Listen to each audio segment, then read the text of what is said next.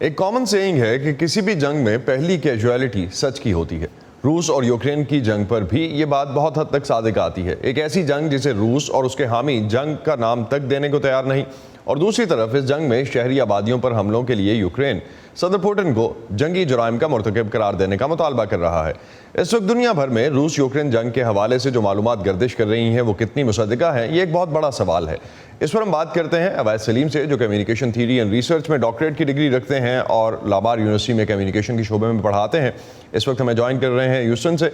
اویس، روس یوکرین جنگ کے حوالے سے جو انفارمیشن ہمیں مل رہی ہے، دنیا اس پر کتنا بھروسہ کرے؟ شکریہ اسد اللہ۔ دیکھیے، اس وقت جو انفارمیشن کا اوور لوڈ ہے ایک طرح سے دنیا میں، آپ کو روز کئی قسم کے میسیجز مل رہے ہوتے ہیں۔ عمومی طور پر لوگ دو بنیادوں پر فیصلہ کرتے ہیں کسی اس انفارمیشن کو پروسیس کرنے کا۔ ایک یہ کہ کیا وہ انفارمیشن ان کے لیے ریلیونٹ ہے، دوسرا یہ کہ اس کے بارے میں جو ان کے پرسنل لائکس اور ڈس لائکس ہیں، اس لینس کے تھرو وہ اس کو دیکھتے ہیں اور اس کو پروسیس کرتے ہیں۔ اور ریسرچ میں عمومی طور پر جو ٹرینڈ سامنے آیا ہے وہ یہ ہے کہ وہ عمومی طور پر میسج کو پروسیس نہیں کرتے، وہ اس پرسنالٹی کو پروسیس کرتے ہیں جس کے بارے میں وہ انفارمیشن ہوتی ہے، اور اس بنیاد پر فیصلہ کرتے ہیں کہ میں اس کو پسند کرتا ہوں یا ناپسند کرتا ہوں، تو وہ پھر اس میسج کو ریجیکٹ یا ایکسیپٹ کرنے کا فیصلہ کرتے ہیں۔ تو یہ تو سیلف بیلیف کی بات ہو گئی نا، یہ تو جو بھی ایک آپ کا اپنا بیلیف ہے، آپ کو جو معلومات سوٹ کرتی ہیں آپ اس پہ بیلیف کرتے ہیں۔ This what you seeing. میں بالکل یہی بات کر رہا ہوں، اور اسی کا نام سلیکٹیو پرسیپشن ہے کہ آپ جو سمجھنا چاہتے ہیں وہ آپ سمجھ لیتے ہیں، اتنا حصہ آپ پروسیس کر لیتے ہیں، اور باقی وہ جو کاؤنٹر ایٹیٹیوڈنل انفارمیشن ہوتی ہے جو آپ کے بلیفز کو چیلنج کرتی ہے، اس کو آپ بلاک کر دیتے ہیں، اور آپ پھر وہ سورسز ڈھونڈنا شروع ہو جاتے ہیں جو انفارچونیٹلی آج کل انٹرنیٹ اور سوشل میڈیا کے دور میں بہت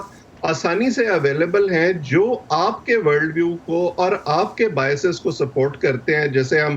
سائیکالوجی کی زبان میں کنفرمیشن بائس کہتے ہیں۔ تو ایسے لوگ موونگ آن، مغربی میڈیا اور روسی میڈیا مختلف طبقوں کی طرف سے غلط معلومات فراہم کرنے کا الزام لگایا جاتا ہے دونوں میڈیمز پہ، اور فریقین کی جنگ جو ہم دیکھ رہے ہیں، مختلف جواز اس میں جو پیش کیے جاتے ہیں، کسی شخصیت کے بارے میں تاثر قائم جو آپ کرنا چاہتے ہیں وہ آپ کرتے ہیں، اس میں ہائبرڈ وارفیئر یا پروپیگنڈا کا کتنا عمل دخل ہوتا ہے؟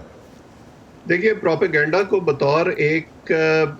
جنگی ہتھیار کے ورلڈ وار 1 سے استعمال کیا جا رہا ہے، اور جو پرسویشن کا لٹریچر ہے اس کے اندر اس میں ایموشن کی بڑی اہمیت ہے کہ آپ لوگوں کو ایموشنلی اپیل کریں، ایموشنلی اٹریکٹ کرنے کی کوشش کریں،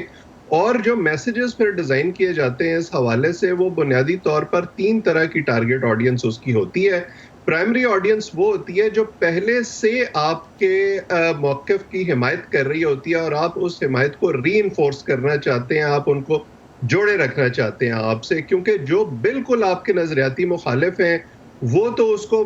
ریجیکٹ کر دیتے ہیں آؤٹ رائٹ، وہ اس کو پروسیس ہی نہیں کرتے۔ تیسرا طبقہ وہ ہوتا ہے جو کہیں مڈل میں، سینٹر میں ہوتا ہے، تھوڑا سا انسرٹن ہوتا ہے، ان کو وہ دوسرا طبقہ ہے جس کو آپ اس انفارمیشن سے ٹارگٹ کرنے کی کوشش کرتے ہیں کہ شاید وہ اپنا جو پوزیشن ہے اس کو تھوڑا سا ایڈجسٹ کر سکیں، کیونکہ عمومی طور پر لوگ جو ہیں وہ اتنی دماغی صلاحیت صرف نہیں کرتے کہ وہ اس کا جو اوریجنل سورس ہے انفارمیشن کا اس کو ڈھونڈنے کی کوشش کریں، کانفلکٹ آف انٹرسٹ کو ڈھونڈنے کی کوشش کریں، یا جو نیوز میکرز ہیں اس انفارمیشن کے، ان کا بیک گراؤنڈ یا ان کی پوزیشن اس پر کیا رہی ہے اس کو پروسیس کرنے کی کوشش کریں۔ اس لیے ان کے دماغ میں جو ایکسیپٹنس اور ریجیکشن کا لیٹیٹیوڈ ہوتا ہے، وہ اس کو استعمال کرتے ہوئے اپنے بائسز کے لینس سے اس کو فلٹر کرتے ہوئے یہ فیصلہ کر لیتے ہیں کہ مجھے اس پر یقین کرنا ہے یا نہیں۔ بس اگر ہم دونوں اس وقت جس طرح سے ہم امریکی اور مغربی مین اسٹریم میڈیا کی بات کر رہے تھے، تو اس وقت ہمیں روسی میڈیمز جو ہیں ان کی خبریں بہت کم نظر آتی ہیں نارملی، خاص طور پہ اگر ہم ویسٹ میں اور امریکہ میں بات کر رہے ہوتے ہیں۔ تو یہ جو فلٹر کر دینا ہے یا اس کو بلاک کر دینا ہے ایک سائڈ کو، یہ ہیلپ کرتا ہے کسی طرح؟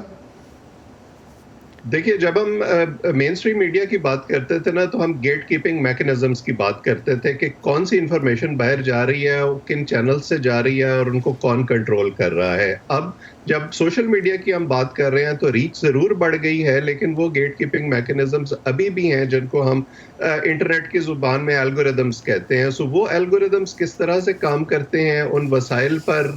کون جو ہے وہ کنٹرول کرتا ہے, اس کی ریچ کہاں تک ہے, یہ ساری چیزیں ڈٹرمن کرتی ہیں کہ آپ کو پھر سوشل میڈیا پر یا انٹرنیٹ پر کیا نظر آ رہا ہے اور وہ کس ٹارگٹ آڈینس تک پہنچ رہا ہے. بہت بہت شکریہ اویس سلیم آپ کا ہم سے بات کرنے کا اس حوالے سے, جو اس وقت ایک انفارمیشن وار پہ ہم بات کر رہے تھے, خاص طور پہ کہ کریڈیبل انفارمیشن ہمیں کہاں سے مل سکتی ہے.